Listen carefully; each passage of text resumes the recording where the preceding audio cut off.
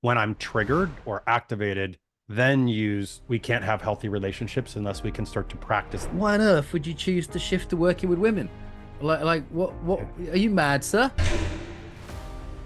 This is where I find most of the conflict happens in relationships, is because so anytime you notice the C, which is conscious awareness of either somebody else or you, that's an indicator that. I look around and I see sort of big, chubby man children everywhere. So what we did is we took ancient rites of passage and looked at what they did, what were the components, and then we made it relevant. If I'm abandoned, then it means I won't be loved. And if I'm not loved, it means I'm abandoned. So they ultimately are, here's another interesting piece.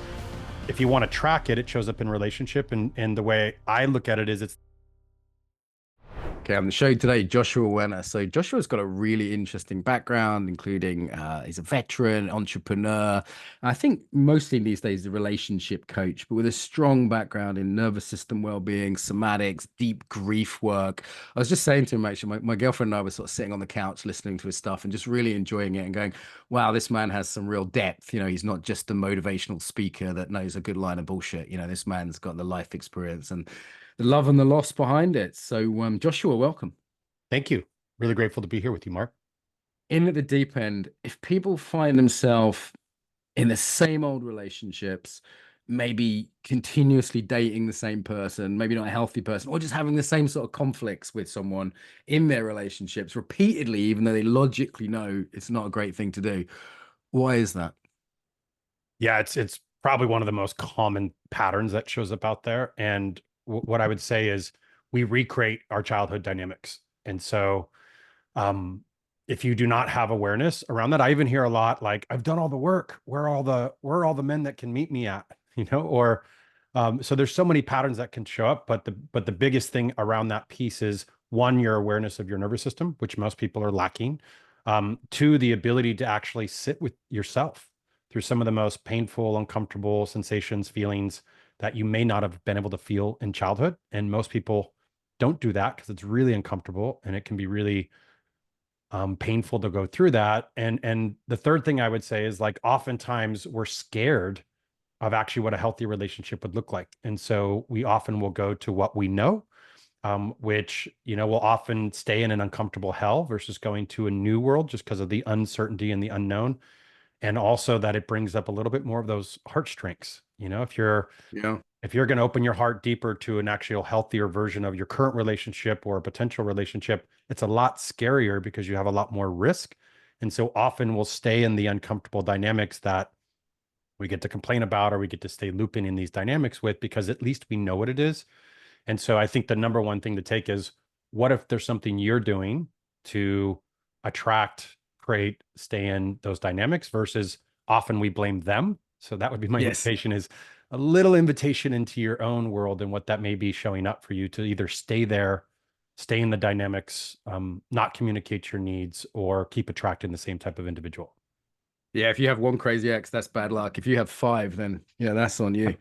It's and as you say, that sometimes it's really sad when someone keeps picking someone who they resonate with that's not good for them. It's familiar to their nervous system, but it's not good for them. That can be such a tragedy to watch when it's, a female friend who keeps doing it or whatever. So, can you say a little bit more about the nervous system? Because in other interviews, I've heard you talk about like your CPR technique and stuff like Yep. this. I think you package it in a really understandable way. Yeah. So oftentimes if people have done some nervous system work, they have the awareness of it's often taught when I'm triggered or activated, then use nervous system tools to actually regulate myself. The way that I teach it is it has to be done daily. And the big picture is most of us are repping neurons that fire together, wire together. So we've linked these survival patterns that are the back of the brain primarily that have been linked since childhood. And so our adaptation strategies, or as Terry Real would say, our childhood adaptations to survive where we didn't get our needs met in childhood have been linked up. And our nervous system that's keeping us safe or protected from those things is oftentimes what's running the show. And when we are in a reactive state, then we are just on rinse repeat or in more reactivity. And if you can start to regulate every day, I'm a big advocate of twice a day, once in the morning to start your day, once in the evening to reintegrate Yep. back home so you can be present. You start to move into the front of your brain, which gives us rational thinking, which is super important if you want to make good decisions, if you want to have awareness of what you're doing, or your spouse is doing. Also, compassion. Compassion is to suffer with. So oftentimes we're triggered about somebody and it has nothing to do with us. And then empathy. We can't have healthy relationships unless we can start to practice living in those states for long periods of time. And so, one, daily regulation is a big piece. And the methodology you talked about is called CPR, that I created. And the reason I use it is I work with a lot of fire, police, and military. So of course I like the framework from that, because you use CPR when somebody's unconscious and you need to bring them back to life if you can.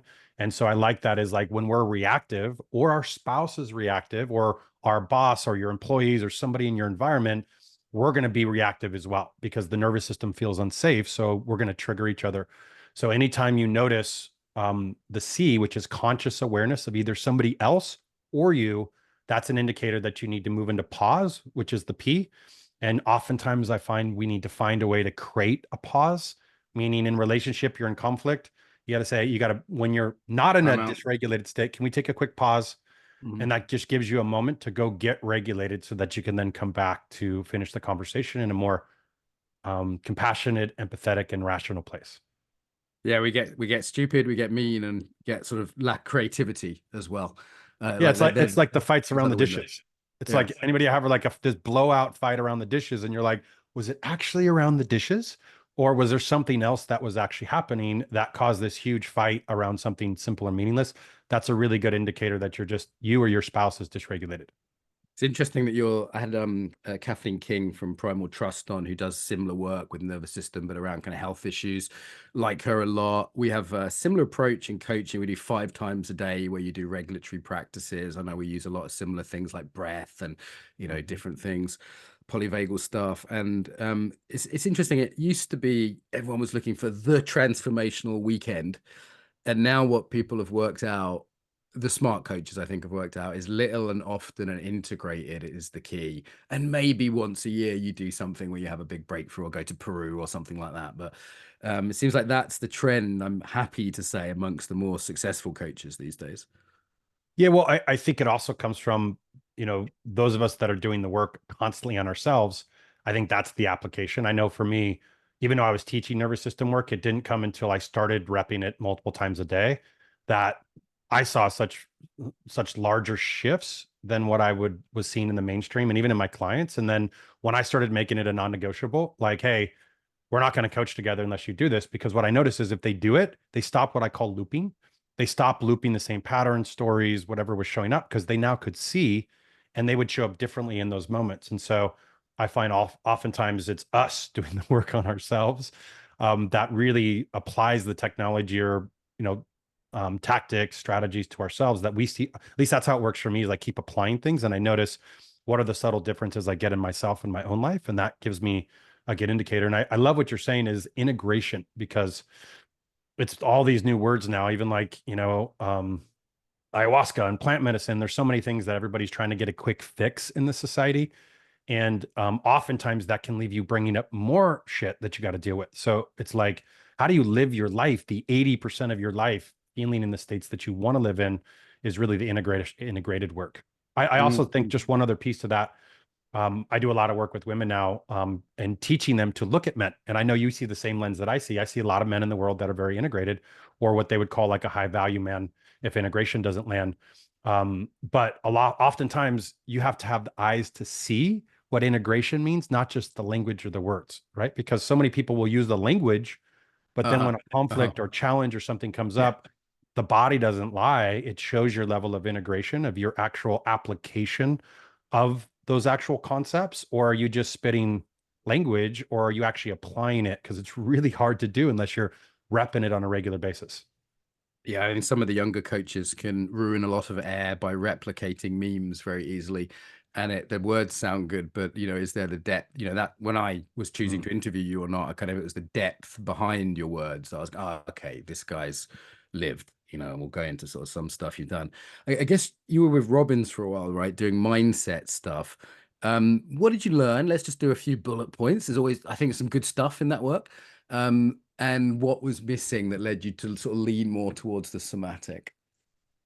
Yeah. So I'll kind of loop back around. I'll start and then I'll loop back around. But I really love Tony's work. I was more, I'd say when I was younger, it was all about peak performance. And so it was all about achievement, external achievement. And I was really drawn to Tony's work because my dad used to play him when we were out hunting as a little kid. We'd play Tony Robbins, and it's one of the ways I bonded with my dad. So I like the introspection into psychology. Hunt the Robbins, like hunting Tony Robbins, was that Yeah. there? Yeah, we were hunting and he'd be playing Tony Robbins because you're just driving and walking and driving and walking Oh, and playing it on the like on the tapes. I thought you meant yeah. you were like you were hunting him in the woods while he kind of Oh. acted being Tony Robbins. I mean, that sounds like a fun Yeah. game, but no, I get it. I get it. I mean, it's good And stuff though, right? Jokes aside, it's it's good stuff. yeah, it was really good stuff. And I was really drawn to Tony's work. And a lot of Tony's work is he has like this triad, which is language, focus, and meaning. And so you're basically taking your, well, language, focus, physiology, and meaning is kind of his triad. And so he does still do nervous system work. It's just, I think the way that he lends in is like, notice your body and change, notice your body and change. And it's very focused on this is your outcome and you want to get a result, then change one of those three things. Either change your language, change your physiology, your body, or change your focus. And that oftentimes change the meaning. So I loved his work, and I went through a number of really intense losses, like the loss of my brother. And he came to me for help, and I told him no, and he died 3 days later.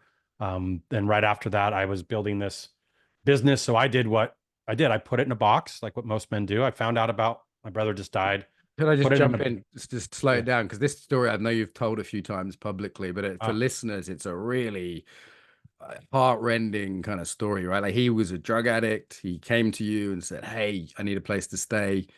And you were like, "No, I don't want to enable this. This isn't good news." You know, I've been there as well with family members.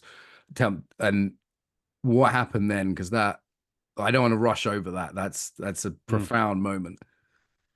Yeah, he came to me on Christmas. He was an alcoholic and he'd struggled in and out of drugs, and he started shooting heroin.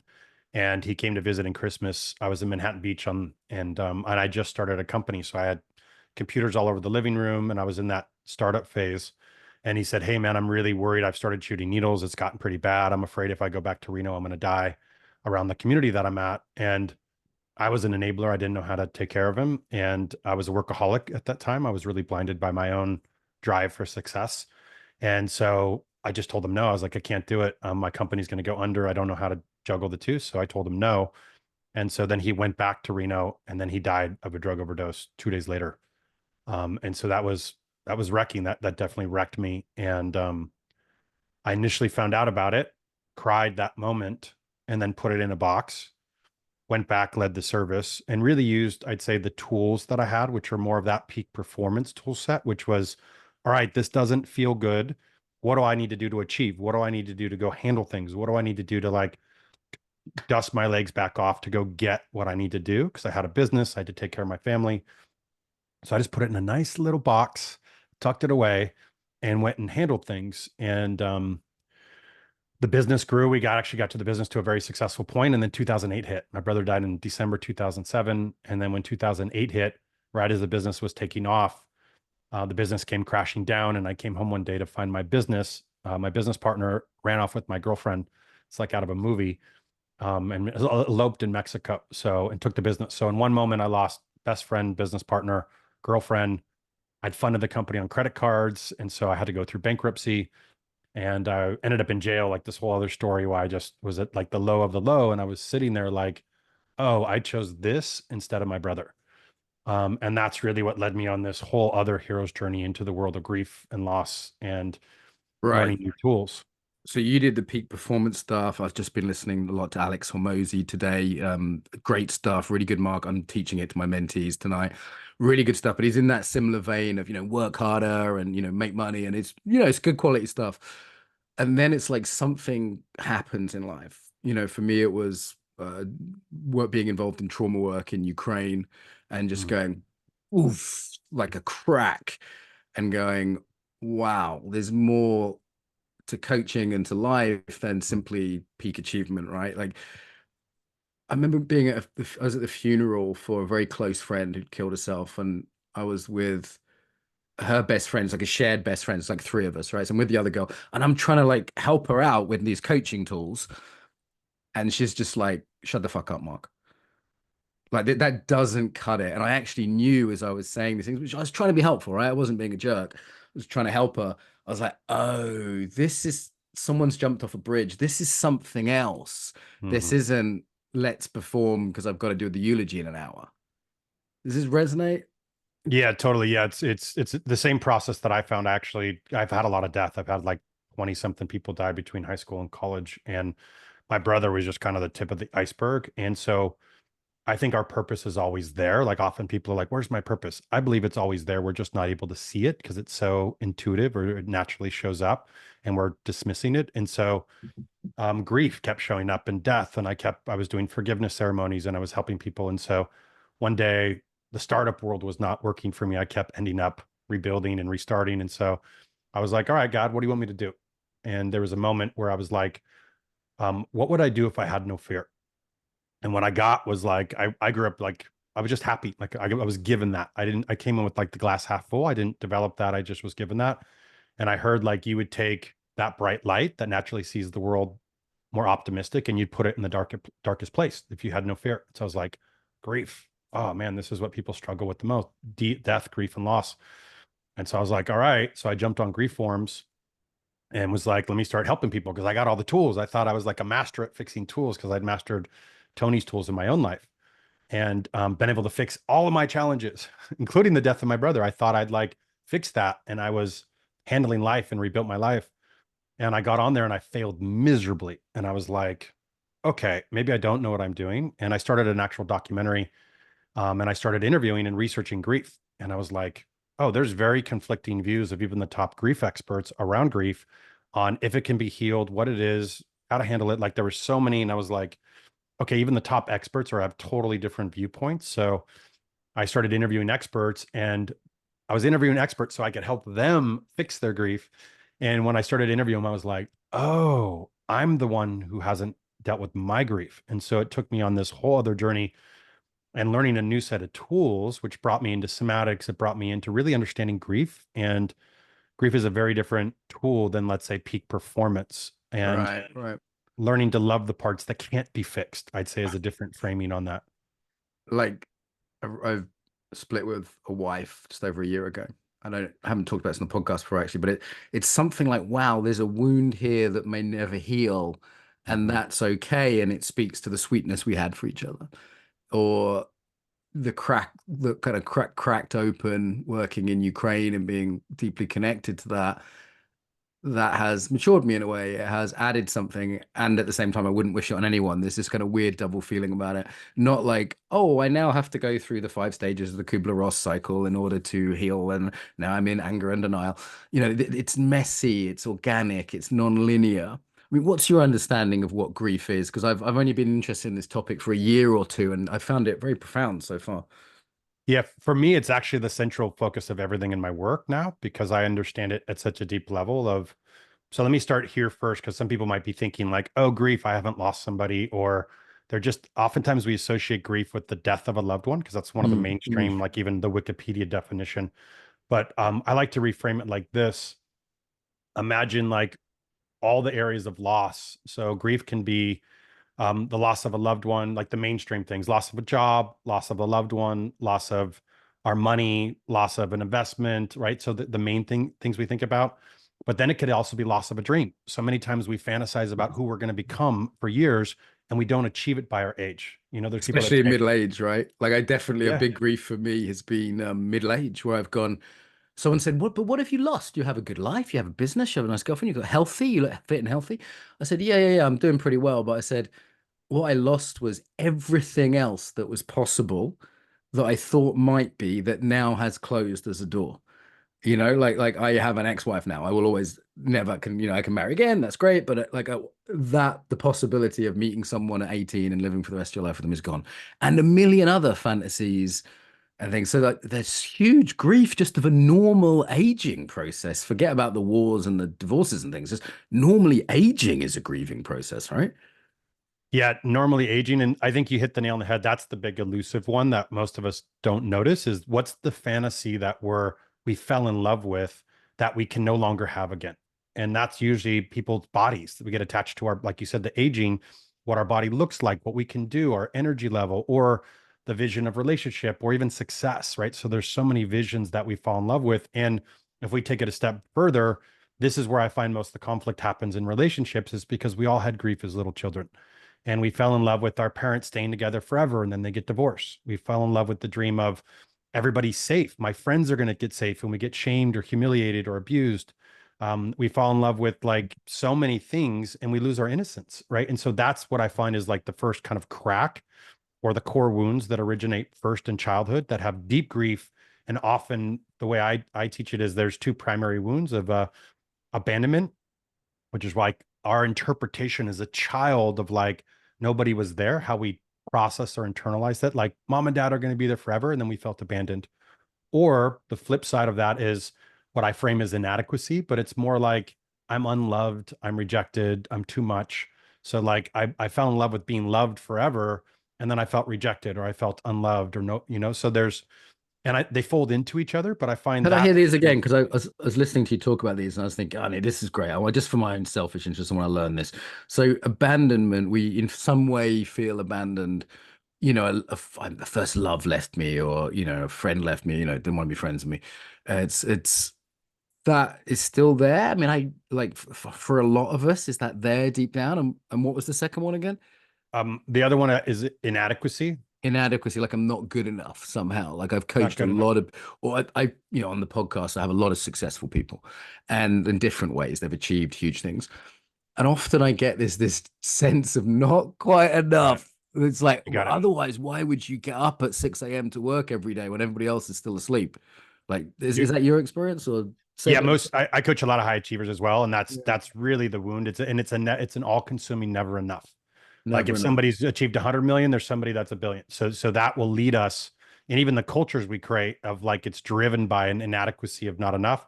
It's just elusive, so it takes time to like unpack it. But I find it's there regardless. And here's another interesting piece.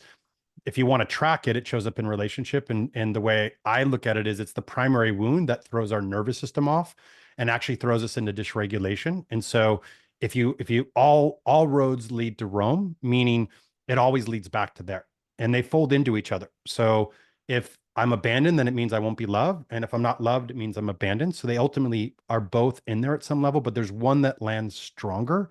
And if you actually track it in a relationship, this pattern I've seen reoccurring in every relationship, somebody has an inadequacy and somebody has an abandonment, and they feed off of each other. And so, as an example, somebody unconsciously, this happens as one of the common patterns when somebody travels. Every time they're on a trip, they get in fights.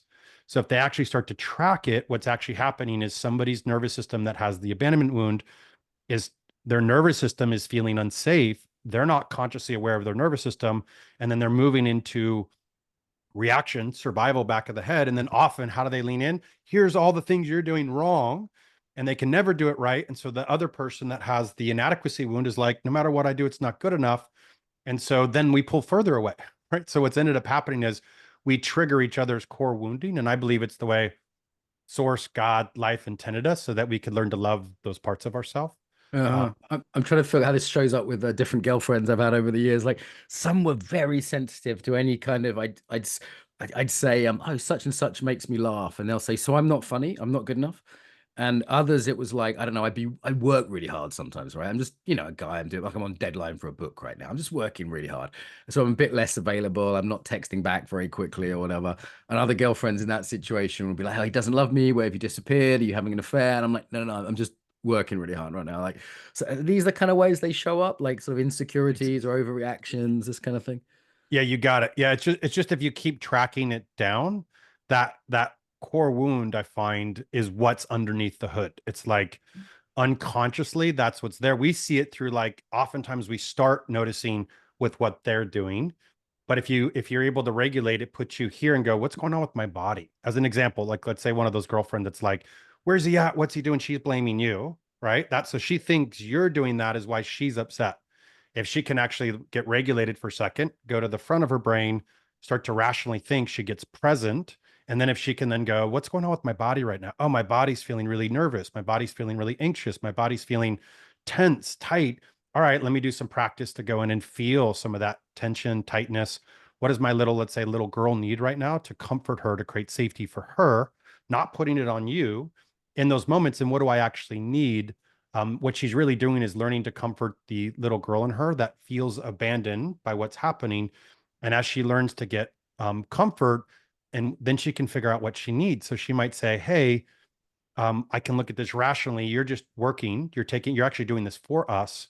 But my little girl needs some reassurance right now. Or my little girl needs, I need like 10, 15 minutes of focused presence, attention from you. So what it does is it allows us to get clear on what we need and be very communicative of our needs, which allows us to then honor our nervous system. And that's how we start to, if you call it heal or integrate that wound, is learning what it needs. And first, we got to be able to give it what it needs, or we don't know how to communicate what we need from somebody else.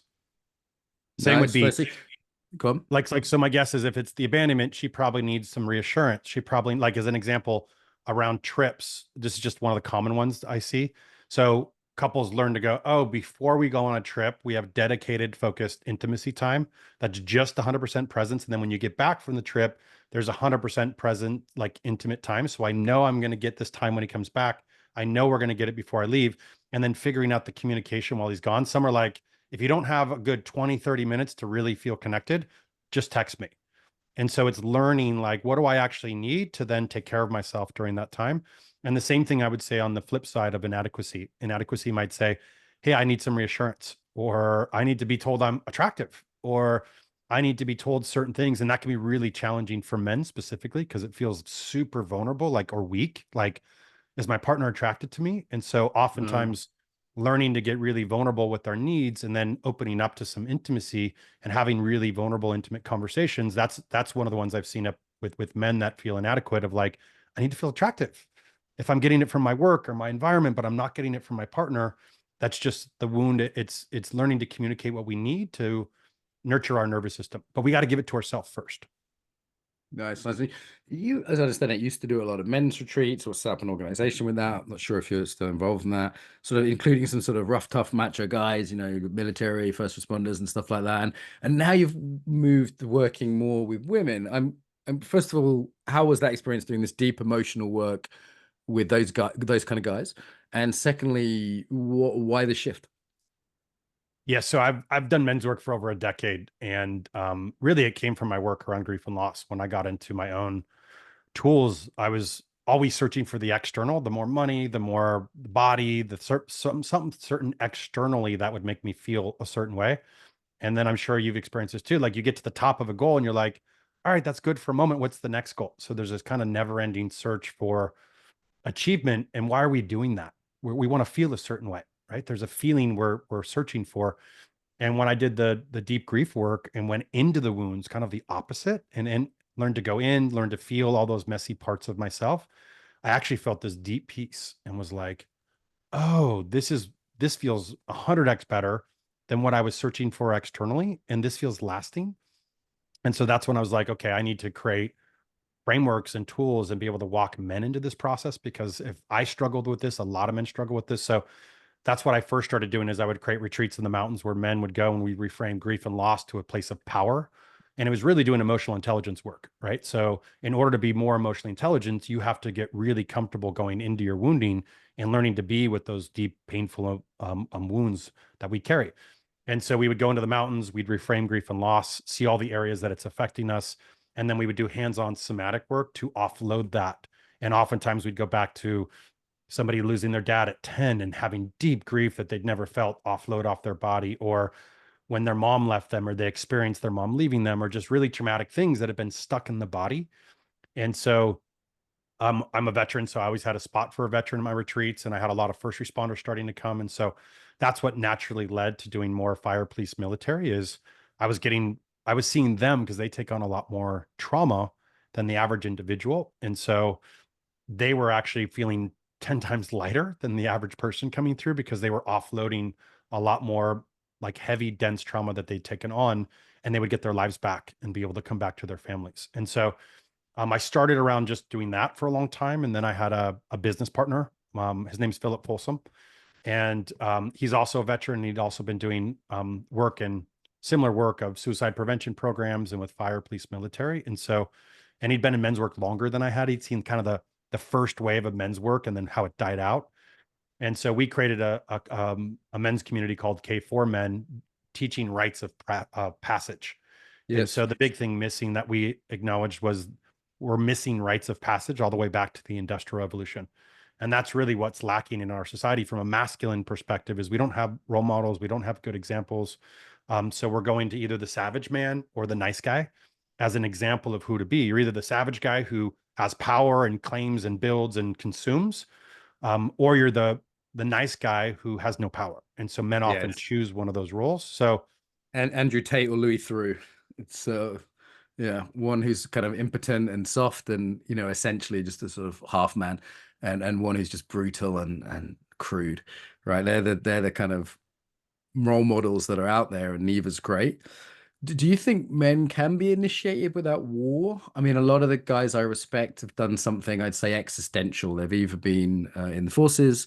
My own background's NGO work. My girlfriend's too, actually. You know, that's our background is fairly on the sharp end of things. Or they're, you know, doctors. I have a palliative care friend who has a lot of depth to him, but they've all sort of confronted death in some way that isn't typical when I see what's now called the maturity crisis. I look around and I see sort of big, chubby man children everywhere. If I'm honest, I'm going to be too judgmental, but I'm not impressed with what I see anywhere in Europe. I yep. guess the States is similar. I mean, can men initiate without that kind of existential confrontation?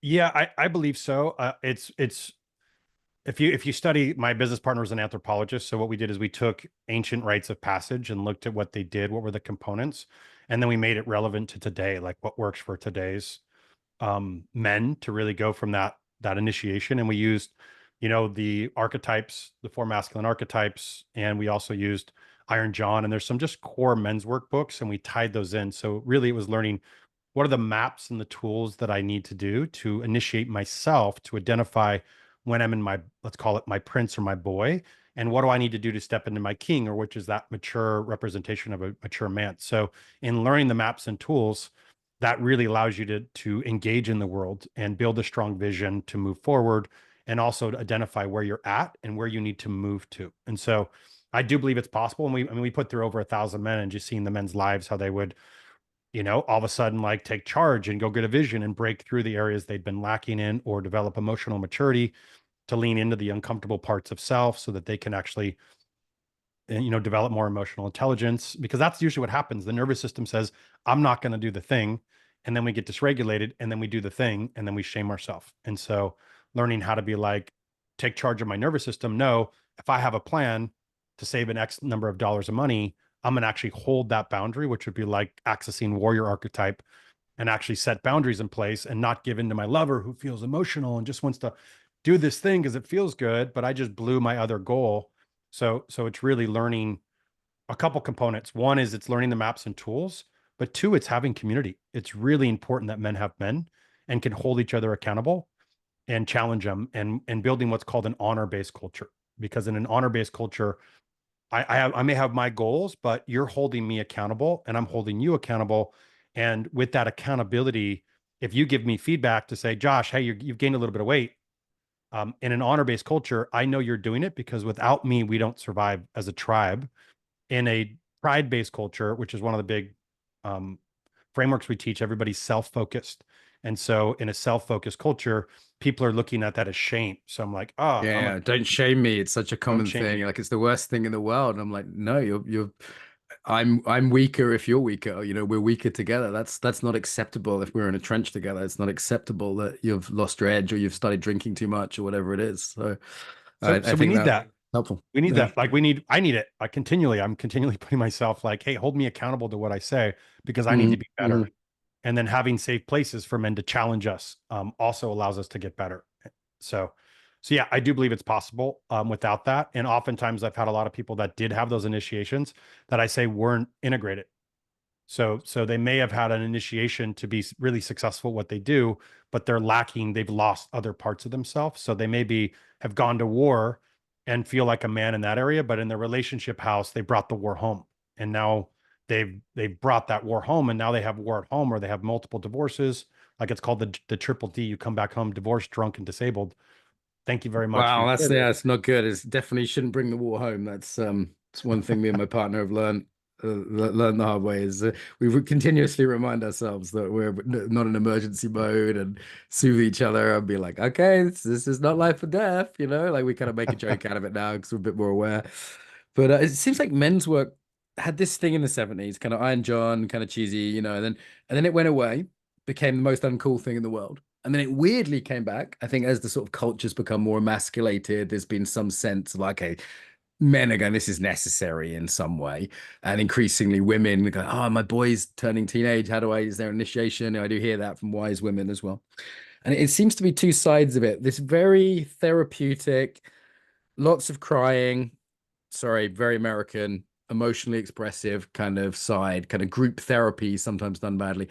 And then the sort of hyper macho, there might be some guy who used to be a Navy SEAL telling you you've got to man up and just get up at 4 a.m. And often there's sort of two separate strands of men's work, though. Was very happy. I saw a nice interview with Chris Bumstead recently. He was talking about the killer who cries. And I thought it was this sort of wonderful, nice combination, you know, particularly coming from Mr. Olympia. Yeah, something on those two sides of men's work. So from our perspective, we were more in the middle, and so that's ours was called K4, King of the Four Houses, and essentially, what it represented is the four masculine archetypes. And so you had in that framing, I would say those on the one side you described are like the warriors. They're Uh-huh. valuing being a warrior, going into war, and probably more the king, which is more expressive. So they're really concerned with their aesthetic, what they own, what they wear, how they express themselves. And then you have more like the magician lovers. So the lovers are going to do a lot more emotional work. They're going to be a lot more expressed with their emotions. So oftentimes that's why you see those two camps. But our philosophy was more in the middle, is like, who do you need to be? It's not survival of the fittest. It's actually survival of the most adaptable. So who do you need to be in any situation? So if I need to step in and create a vision for my family, I need to access my king archetype to actually go build a vision, to step into inspiration. I need to then tap into my magician to build a plan to make it happen. I need to then follow my warrior, which is like boundaries into undivided focus to go make this happen. And then my lover's like, who am I doing it for? Like, am I doing it for just for selfish reasons, for Yeah, consumption, or am I service. actually wanting to Yeah. serve? So you're learning to access in any situation which part of me, which is tied to the embodiment piece, which is like, which part of me do I need to embody in this moment for the way life is calling me to show up, and moving from a place of self to service. That's really the transition that men go through. Is the boy is about self, versus the man is about Yes. service. And so that transitional state is, who do I need to be to serve this moment, my family, my body, and continually holding high standards there. So there is different schools of men's work and different thought processes, but I believe more in the kind of the middle school, that is like, what do you need? Because oftentimes the guys who are more militant often need the lover. And Yeah, yeah. There's a oftentimes the ones that are, balancing. Yeah. right, the ones that are more Yep. emotional, they actually need more warrior energy. And so oftentimes we need the opposite archetype to balance us out. And we tend to go to what we're strongest in, but we actually need the other side. Yeah, yeah. Balance, not deepening neurosis. So I mean that running around with the mountains with a bunch of guys screaming and crying and doing cool stuff. I mean, that sounds brilliant. I'd go on that. I'd sign up for that if you were doing one in the UK. Why on earth would you choose to shift to working with women? Like what Yeah. are you mad, sir? Like what was the change? Yeah, it's a great question. We actually just shut down. We made it member led, our Menswork community. We ran a 5 year. We put through over 1,000 men, and then it just came through different seasons where we're like, all right, we need to, everything we've been teaching, we need to take a little bit of a break from that and make it member led instead of us driving that culture. And then the last 5 years in my own personal life has really been focused on relationship. And I used to believe men do men, women do women. So that's why I was like, I had women for a decade. I'm like, no, I do men. And then what would happen is the men that I was training the men to become more emotionally aware and actually lead their partners emotionally. And I find women are actually more emotionally aware than men. They're like 100 years ahead of us emotionally. But I was training the men to like come to their partners, to be emotionally regulated, to have awareness of their past wounding. And the men were like, my partner's really struggling here. Can we actually do some coaching together to figure out, so I can teach her the same set of tools so we can meet each other, which is usually backwards. Usually it's flipped. And then I found the women, one, were learning much quicker than the men because they're just more emotionally aware and kind of easy. They have less armor, I would say. So they're easier for them to access their emotions, and they can jump back and forth between rational logic and emotion much quicker. So they could actually help faster. them get the relationship where it needed to be. And then second, in my own personal life, I'd worked with men so long, and men can only help me so far with women. Like men can help me understand how a man views it, but a lot of my healing has come from working with very integrated, high value women who just their reflection, the containers they held, like seeing, interacting and seeing how they were interacting really started to heal my heart and started to open me up. And so, um, the last 5 years, I've been coaching both men and women, but just more like high achieving couples or high achieving women. And then I started hearing a really deep calling to like seeing what's happening in our culture. The whole wave of the Me Too movement and what's really become of like a lot of the pain we've caused as men. So there's a valid reclaiming of accountability. And I see a lot of women that are really angry with men in our culture. And I What's see that that about? anger. Well, there's a lot of anger, I think, because of, Historic. yeah, I mean, well, this, I go think on. one's the historic pieces that we've caused. And I also think it's like because there's some anger, like there's anger, do you find a way to move through that anger and to heal it, or does that anger become the fighting part of your story that keeps you safe and protected? And so that's why you even see like what they call the red pill movement happening in men's work, where there's all these men that are like going are feeling attacked and now going to claim power again. So you see all these cultural things happening, and from my perspective, there's a lot of women teaching women's work, but I don't see it. And I see men, but they're a little bit on like the softer side, the more feminine side. And so I Right, really right. think there's a stronger place for men to hold the safe container for women that are wanting to heal their relationship with men. And if I've been working with men for a decade, I know them so well, all kinds of men. I really know what we need at a deep level. And I also know our wounding underneath that. So I find men were actually pretty easy. Like I find men, I use an analogy a lot, like ring the bell, get a treat. We're that simple. Like we Yeah, want to pretty simple serve, creatures. right? We want to serve. We love to like we love honor. We love to serve. We love like everything we do is based on service. Like that's what brings us the most joy. And oftentimes women are using outdated strategies or they're trying to speak to us like they would speak to a woman and it doesn't work. And so when they learn how to like really communicate to us in a very different level, they get what they want and we get what we want. And so that's what I'm finding now is there needs to be a healing coming from the masculine, not just with men, but also with women. And so that's what's really bred me into this new container. And I'm really loving it. It's women are very different than men. They actually integrate a little quicker. They go into emotions a little bit quicker. They have less armor. Like men, I feel like we have to kind of break down the armor. Hmm.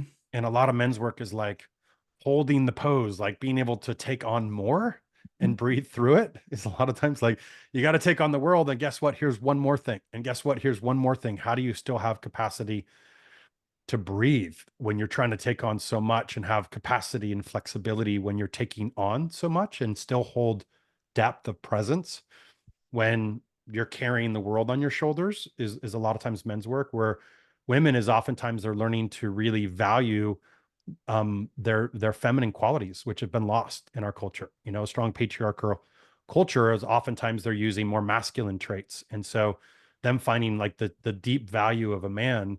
Oftentimes, we're like, you don't realize what like nurture could be. Like when a woman is like really seeing us, appreciating us, really receptive to all the ways we want to serve her. It's like I'd use an analogy like men, we have this armor, so we'll be like, we won't say we want it, but they're like, we want to be the king. So when they can really start to see us as that and appreciate what we're doing versus focusing on what we're not doing, which is oftentimes what happens, they get so much more of it because we just want to win. And so we're like, I'm winning. Let me keep doing the thing Yeah, that is yeah, winning. yeah, yeah. Right. And Tell so me it's what I'm like, doing they're right. like, I'll oh, keep wait, doing I get what I it. want. I'm actually getting what I want, but they're turning on different skills than they've been using because then Right. they usually end up in conflict because they're trying to use what men would do with men, which we do conflict. I love it. Like any chance to be a little bit of a hero for my girlfriend. It's raining. You're Italian. You don't want to go outside. You need chocolate. It's your period. I will go out in the rain. And I come back. I am the hero. Here is your chocolate, bleeding woman. And I'm a hero, and it's just wonderful. I'm like, I will have, it's like I want to go out in the rain for you. There's that urge to serve and be a hero and be treated like a king on the anyway. Joyful celebrating all of that. Last 5 minutes, let's do kind of quick wins here. I hear women often say, I work with a lot of cool women, and they're like, I can't find a good man. There's no good men out there. I can't find a good man. How do I find a good man? Where are all the good men at? What would be like your just bullet point tips for those women? I would say you can't recognize them yet.